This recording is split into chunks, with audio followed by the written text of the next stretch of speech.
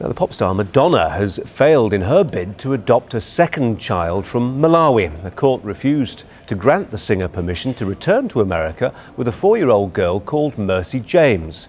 But her case has sparked wider debates over inter-country and indeed transracial adoption. Well, let's talk to the writer and poet Lemn Sissay. Thanks very much indeed for joining us this morning. As the news what comes in over the past hour that it looks like this adoption's in trouble, would you be pleased to hear that this adoption wasn't possible, or do you consider it a shame?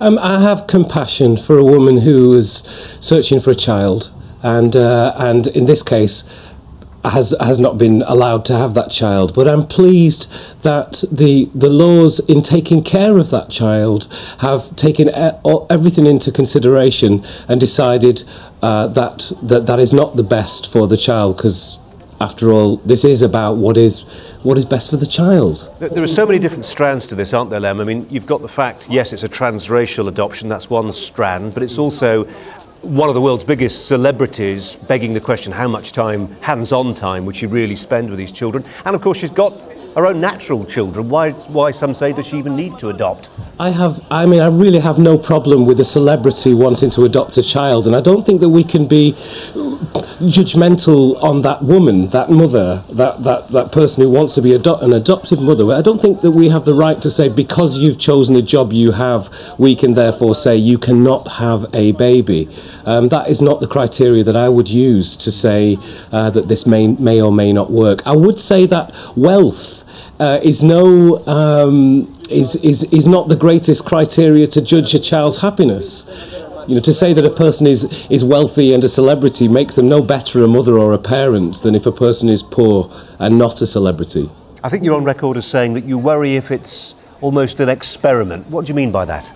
Well, no, I was an experiment. I think that often we don't think about the fact that this is not about the child. This is about the parents' needs. There are a lot of married people, women, etc., who want a child and who quite often will not adopt in their own countries because their own countries have very strong rules and a process which is quite difficult, and so it should be. So we travel abroad in search of easier systems to gather children and bring them back to our native countries and to take the children from away from it. So yes, in some ways it is like an experiment.